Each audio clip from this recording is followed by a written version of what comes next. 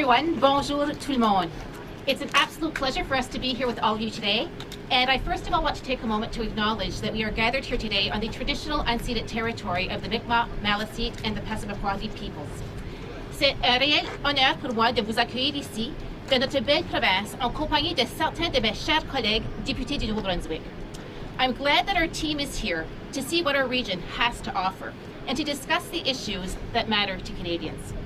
As the Minister responsible for official languages and also the Minister responsible for COA, it is truly, truly important to make sure that we recognize what is happening in our backyard, because there's a lot of amazing things happening in Atlantic Canada. Au cours de l'été, le Premier ministre et plusieurs de mes collègues ont eu la chance de visiter notre beau coin du pays et de travailler, ainsi que de voir le travail qui est réalisé par nos entrepreneurs et les créateurs qui aident notre région à progresser. Mais ils ont aussi rencontré des travailleurs et des familles qui ont besoin de l'aide et puis aussi qui en voient réellement l'effet de l'inflation qui a beaucoup affecté nos gens. Je peux vous dire que nous avons entendu les Canadiens. And that is why that we are pleased to be here today with my colleagues this afternoon. And we are here ready to deliver the support needed to build a better and brighter future for all Canadians. Sans plus tarder, j'ai le plaisir d'inviter le Premier ministre du Canada, Justin Trudeau, à prendre la parole.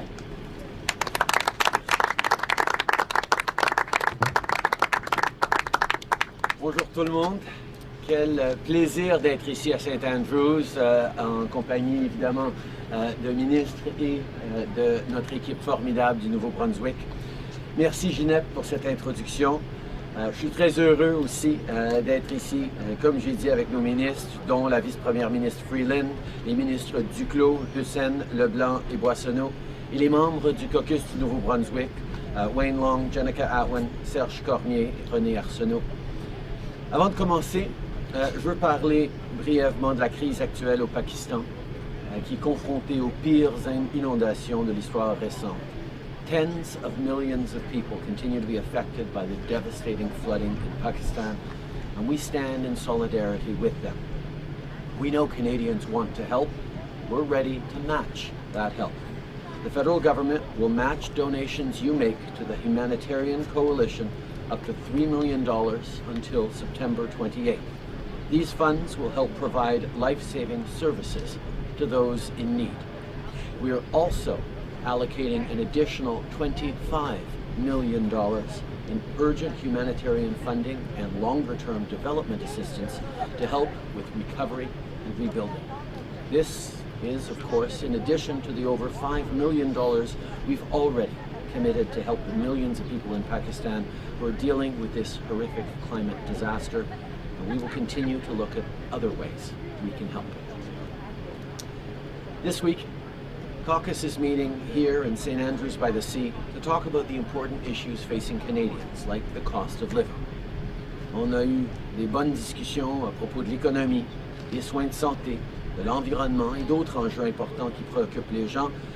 Et notre objectif en tant que gouvernement est très clair, c'est d'obtenir des résultats pour les Canadiens. Global inflation caused by COVID-19 and Putin's invasion of Ukraine has made cost of living a real challenge for lots of people. All summer, members of Liberal caucus have been talking to Canadians, listening to people's worries about the future, about how difficult it is to make ends meet right now. And our government has been hard at work on a plan that will deliver relief to millions of Canadians. We've already delivered childcare, we've delivered an increasing Canada Child benefit, we continue to step up in a range of ways. But today, we're announcing additional, targeted, new measures that will support the middle class and people working hard to join it. These will be the very first pieces of legislation that we introduce when the House returns. The first element of our plan is to deliver relief to millions of Canadians by doubling the GST tax credit for 6 months. This will provide hundreds of dollars of support to Canadians, including half of all families and more than half of all seniors in the country. For example, parents with 2 kids could receive up to an extra $467 this fall to help with the cost of living. Second, as promised earlier this year, we're moving forward on dental care. Avec notre plan pour les soins dentaires, les familles avec des enfants de moins de 12 ans pourraient commencer à recevoir des versements directs pour les frais dentaires au cours des 2 prochaines années pour un total allant jusqu'à 1 300 $ par enfant. This is the first step outlined in the Supply and Confidence Agreement to develop a national dental care program. We aim to have that program started for those under 18, persons with disabilities, and seniors by the end of 2023, with the full program completed by 2025. Thirdly, the federal government will also provide a one-time $500 top-up to the Canada Housing Benefit Program. People who currently receive hundreds of dollars in housing benefits each month through the program we introduced and co-fund with provinces and territories can also apply to receive this additional support. On top of that, this federal top-up would reach hundreds of thousands more low-income renters, with around 1.8 million Canadians eligible for it. This support is in addition to our comprehensive housing plan that you've heard me talk a lot about these past months. Last week, our government announced a historic partnership with First Nations in BC that will create nearly 3,000 homes as a first step on their way to 6,000 homes in the coming years in Vancouver. In the budget, we laid out a plan how we'll help you save for your first home with a tax-free savings account and also crack down on speculation. And earlier this month, we announced funding to rapidly build thousands of affordable units right across the country while we pilot a new rent-to-own program in addition.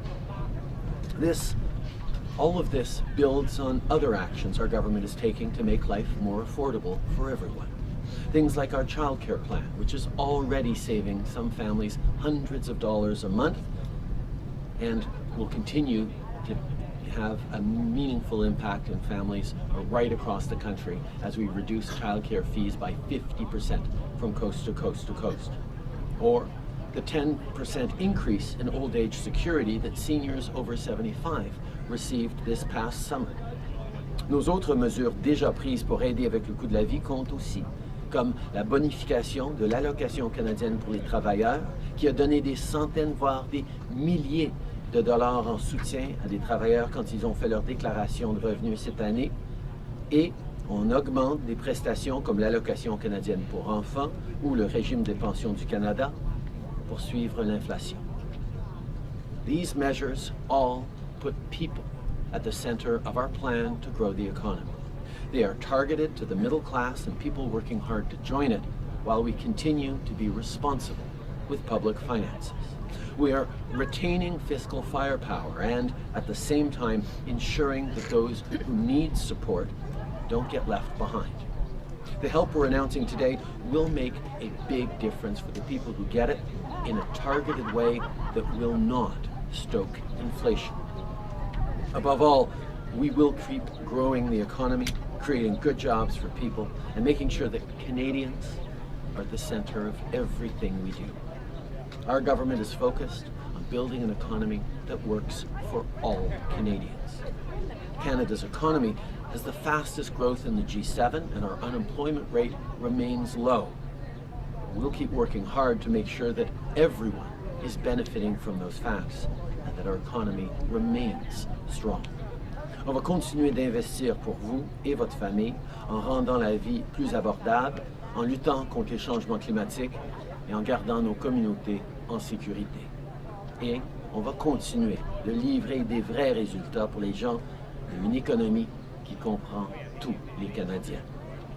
As we get ready to head into the new sitting of Parliament, our caucus is energized and focused. We know there's a lot of work to do, but we're making sure that we get it done. Thank you very much. Merci tout le monde. Thank you, Prime Minister. On va maintenant passer à la période de questions, 20 minutes of questions, starting with CBC. Good morning, Prime Minister. Ashley Brooks, CBC News. You've waited months to move forward with new measures to address affordability. Your MPs say that all summer they've been hearing what a big issue this is with their constituents and what a concern it is. Why wait until now to move forward on this? We've been focused on having people's backs through the pandemic and beyond. Yes, we continue to hear from families across the country how things are challenging, but I've also been hearing how reducing childcare fees by 50% for many families across the country, with all provinces due to follow suit this fall, has made a real difference. And this was something we worked on through the spring. The increase in the Canada Child Benefit, which is hundreds of dollars a month for families across the country who need that support tax-free. The increase means it's going up with inflation. Increases to the OAS with inflation. Increase to OAS by 10% for seniors over 75. These are the kinds of things that we've been working on and have delivered over the past months. And now we're pleased to move forward with more targeted measures to help people this fall, because we hear clearly how people need it. Next question. Good morning, Mia Rabson from the Canadian Press. There's been a lot of pressure for you to act more on inflation, but there's also been a lot of pressure not to do more that will encourage inflation. Why are you convinced that these moves will not just simply make inflation worse? I think the most important thing is to understand that there are Canadians out there really hurting. Yes, increases in the cost of living and challenges with inflation and disrupted supply chains that are global are affecting everyone. But what we're doing with these specific measures is targeting those most vulnerable, those who are most hard hit by the increases in inflation, by extra support for people who pay an inordinate proportion of their income on rent or housing costs, in direct support for almost half the families in the country who need extra support with a stronger GST rebate, and also moving forward in tangible ways that are going to mean that dental care will be more affordable for families with kids under 12. These are things that will make a difference in people's lives right now, but they are also sufficiently targeted that we are confident that they will not contribute to increased inflation.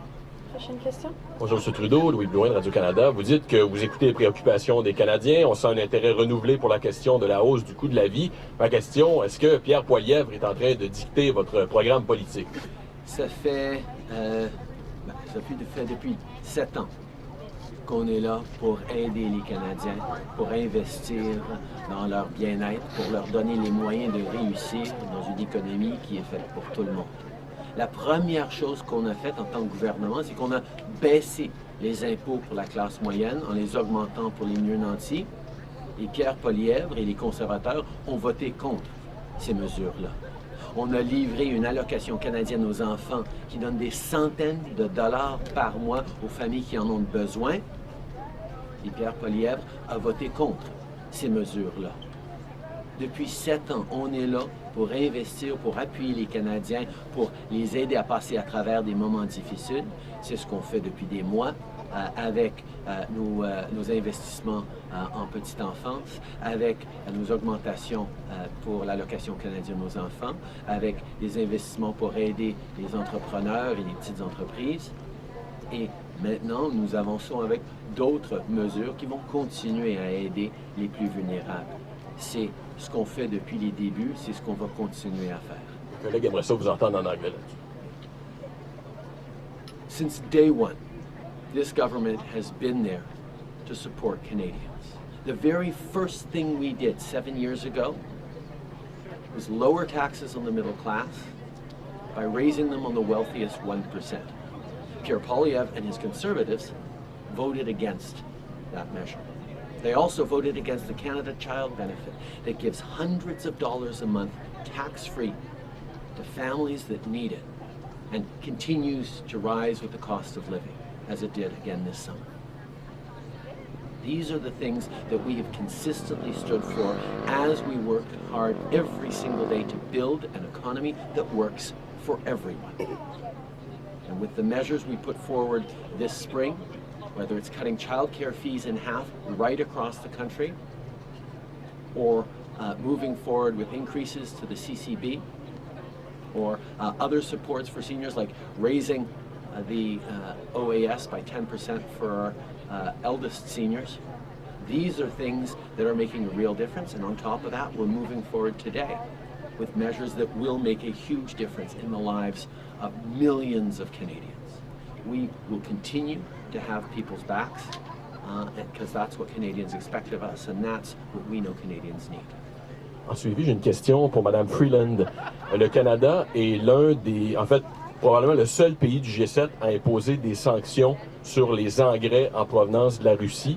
Ce que j'aimerais savoir, est-ce qu'on a l'intention d'enlever ces tarifs-là? Il y a des agriculteurs à qui ça fait très très mal, puis ça peut aussi contribuer à augmenter le prix des aliments, justement. Est-ce que vous êtes en train de reconsidérer cette décision? Je vais demander à Mme Freeland de répondre, mais je vais juste souligner qu'on comprend à quel point les coûts de production, les coûts pour nos agriculteurs à travers le pays ont augmenté. C'est une réalité à travers le monde et nous allons être là avec des mesures pour les aider. Mais je vais passer à Chrystia pour répondre. Je m'excuse. OK, merci, Monsieur le Premier ministre. Premièrement, je pense que c'est important de souligner que le Canada a pris le leadership dans notre sanction contre la Russie. Le Canada était le premier pays du G7 de comprendre la réalité. Et c'est qu'en ce qui concerne le commerce international, la Russie mérite d'être dans la même catégorie du Corée du Nord. Et en comprenant ça, on a à mettre en place un régime du commerce international, le même qu'on a avec la Corée du Nord. On n'a pas maintenant avec la Russie le statut que tous les autres pays du monde ont.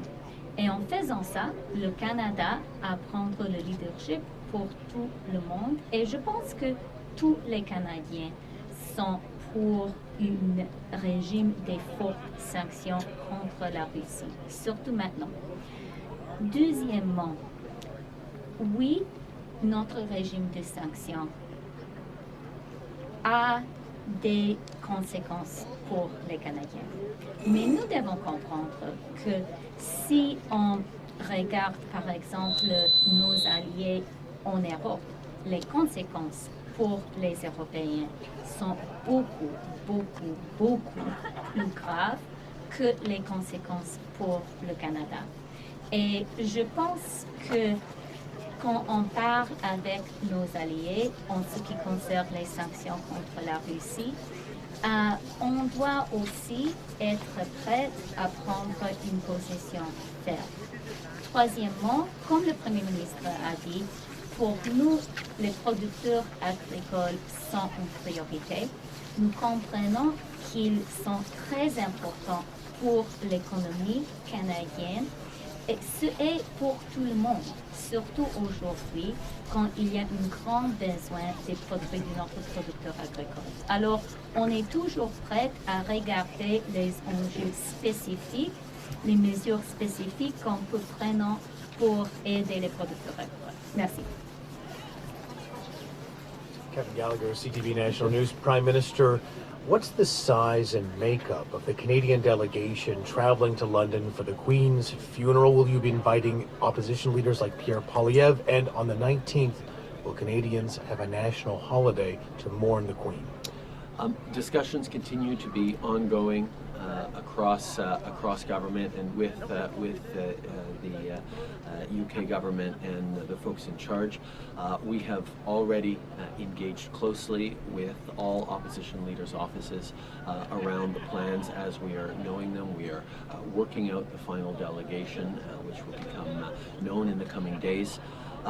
We have also chosen to move forward with a federal holiday on Monday. We will be working with the provinces and the territories to try and see that we're aligned on this. There are still a few details to be worked out, but declaring an opportunity for Canadians to mourn on Monday is going to be important. So for our part, we will be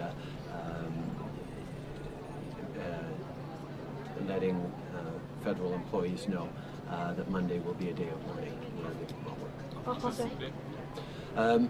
Pour la taille et les détails de la délégation qu'on va amener à Londres, ces détails sont en train d'être fignolés, mais je peux vous assurer qu'on est en conversation avec tous les chefs des partis d'opposition pour voir quel rôle tout le monde peut avoir pour démontrer la solennité et l'importance du moment pour le pays. Et je peux vous informer que nous allions déclarer un jour férié fédéral. Lundi, on est en train de travailler avec les provinces et les territoires par rapport à leur perspective là-dessus. Chaque province va prendre ses décisions, mais nous annonçons que les employés du gouvernement fédéral vont avoir un congé pour pouvoir faire une journée de deuil pour Sa Majesté la Reine. Next question. Alex Ballingall, Toronto Star. Just in the wake of the Queen's death, do you expect or welcome Canadians grappling with the question of the future of the monarchy in Canada? And can you explain where you stand on that and why? I think Canadians are rightly proud of living in one of the strongest democracies in the world. Our institutions are healthy, our debates and conversations are robust, and we have an enviable stability despite an extraordinary diversity of backgrounds, of origins, of beliefs, of perspectives across the country. And that's something we can never take for granted, so we're always open to conversations about protecting and strengthening our democracy and its institutions, particularly at a time when we see them under assault from various quarters.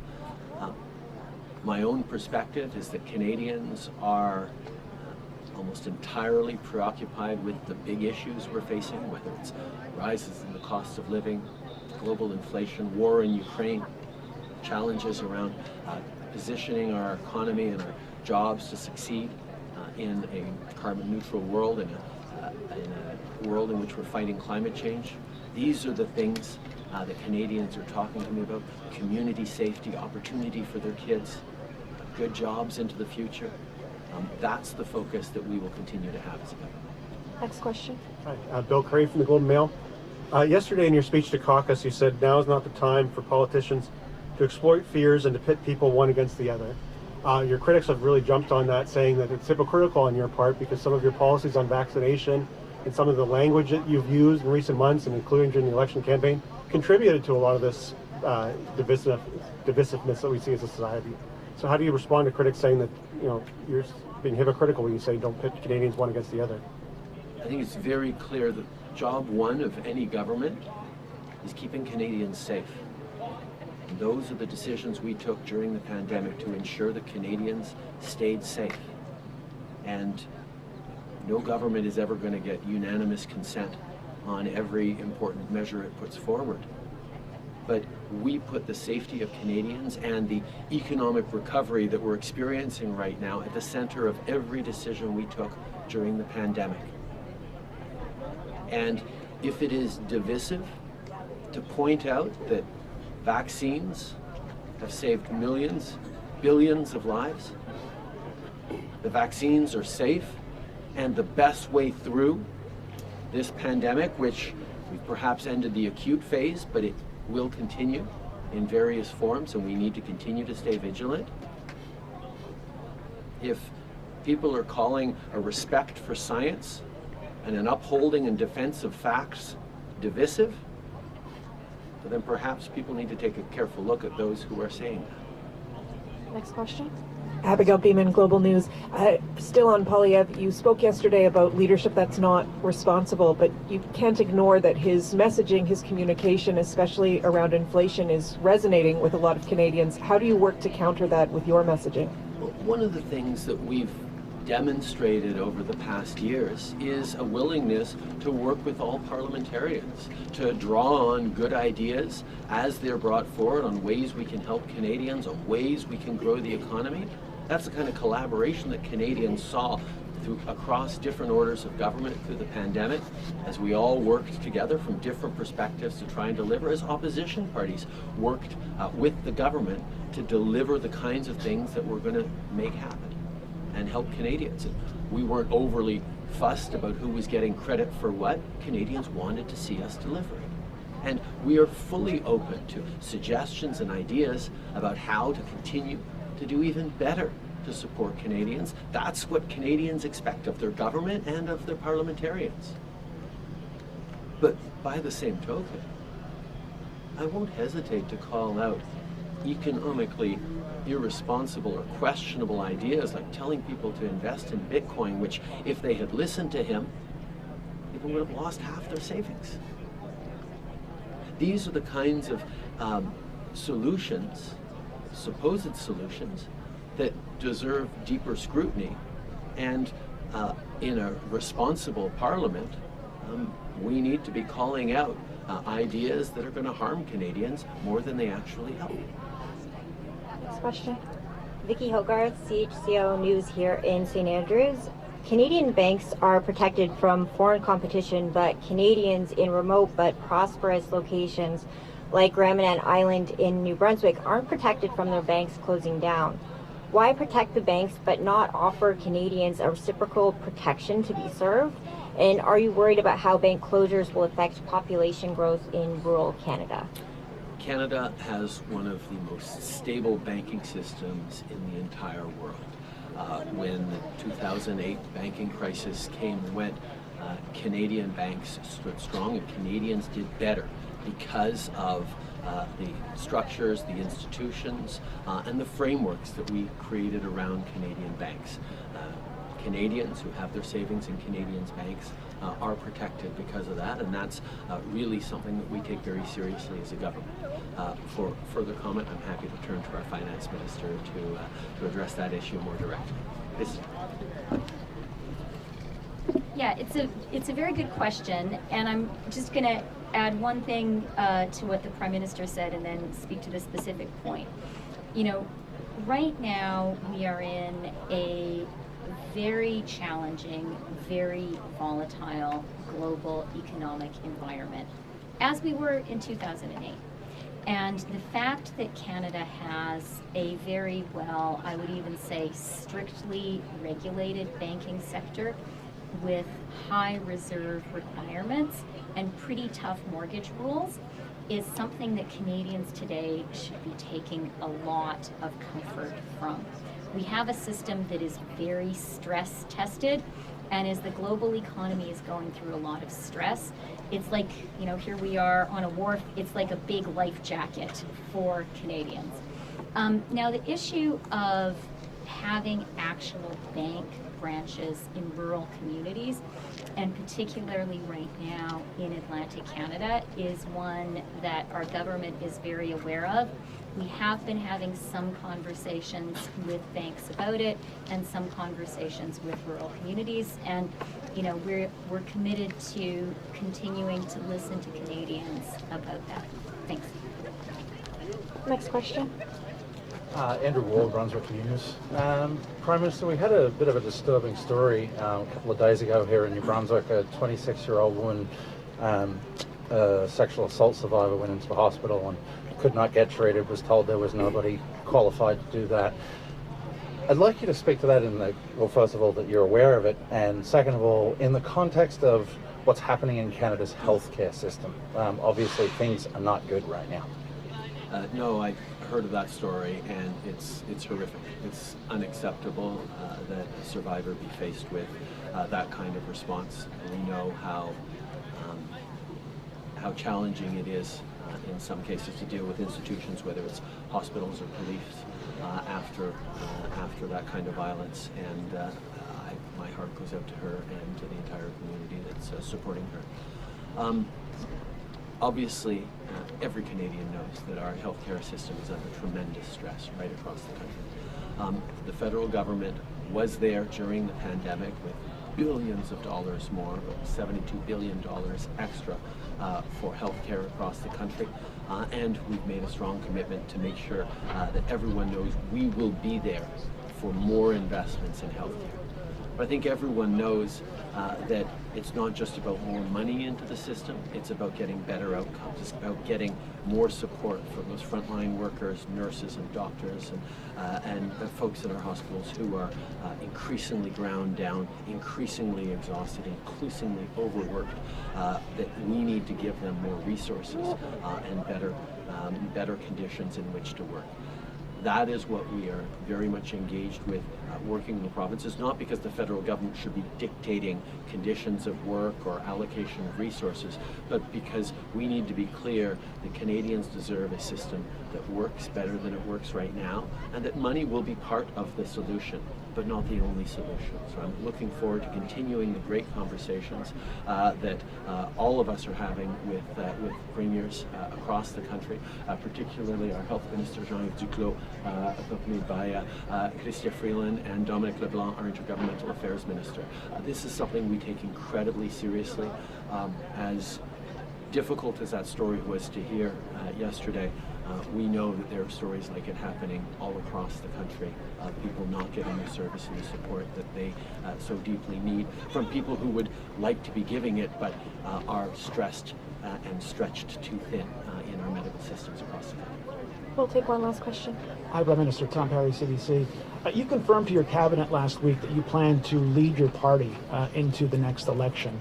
You've said it before, but I'm just wondering if Pierre Poilievre's rise in the Conservative leadership race, if that cemented your decision in any way. I'd like to ask you as well, if your deal with the NDP lasts until 2025, you'll have been in office for almost a decade. Do you think by then there'll be voter fatigue, that people will be more apt to see Pierre Poilievre as a viable alternative to your government?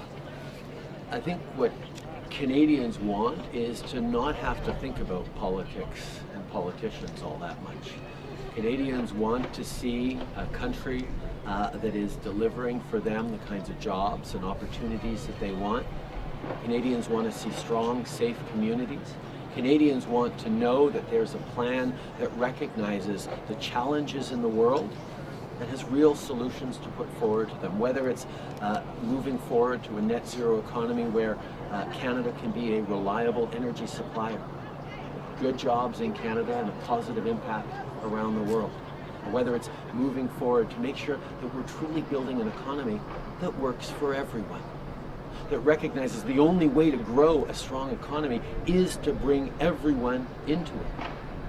Now, unfortunately, we see Conservatives are still stuck in the kind of thinking that we defeated back in 2015, that believes that the best way to grow the economy is to give the wealthiest and most successful tax breaks and advantages so they can continue to generate wealth and not worry about who actually that wealth trickles down to, if it even does.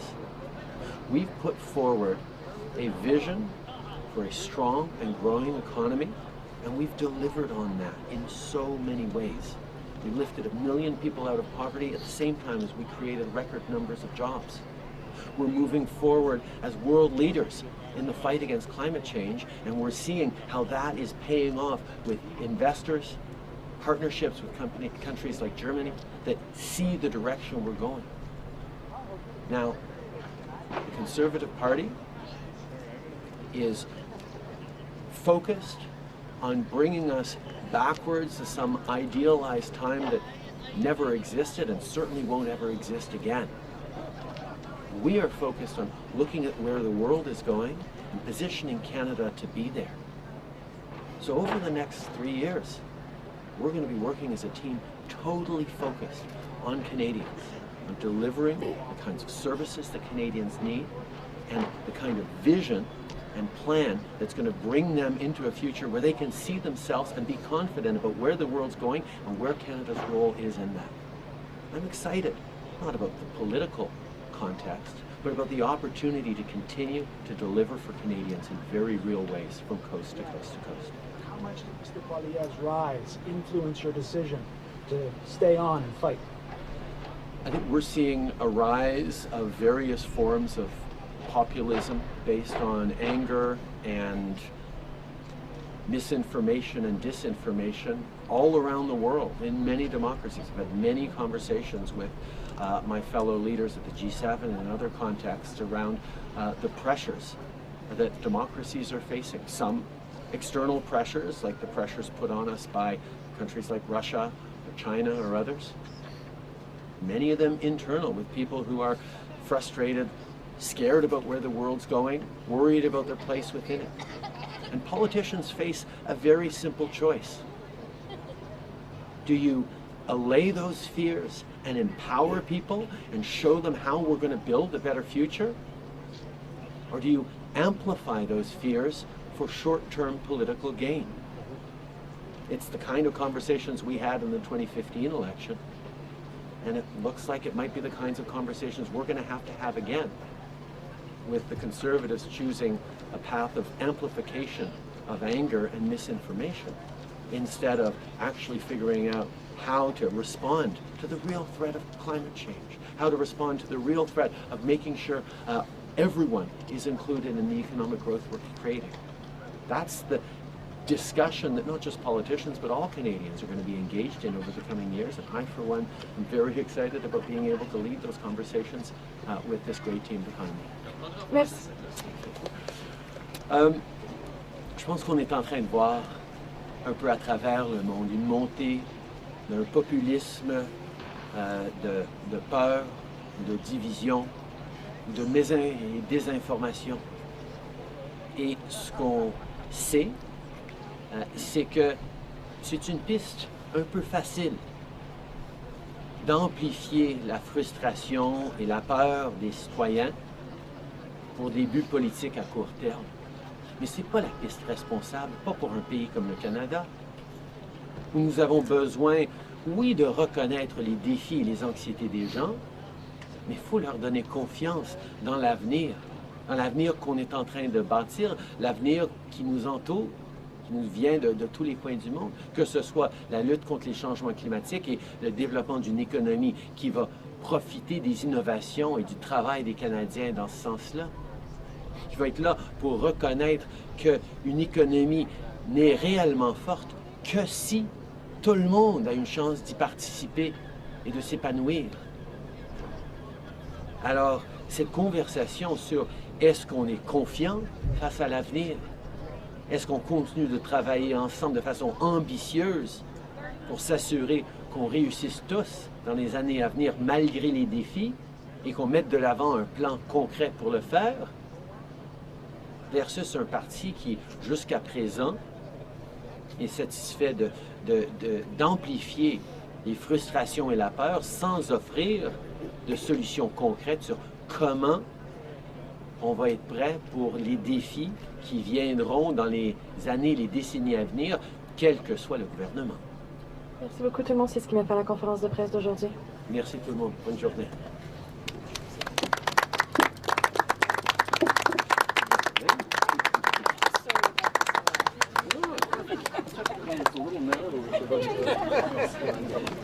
Starting next time, okay?